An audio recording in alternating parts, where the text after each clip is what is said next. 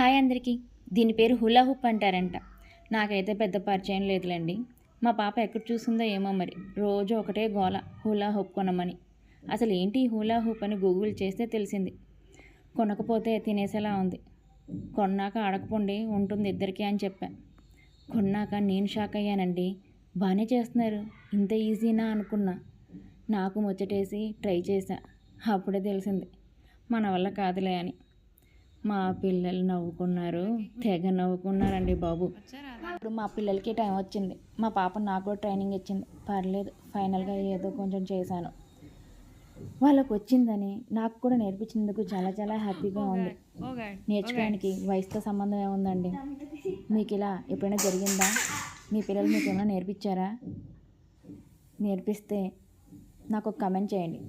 అలాగే మర్చిపోకుండా like, share and subscribe చేసుకోండి. మర్చిపోవద్దండి. బాయ్.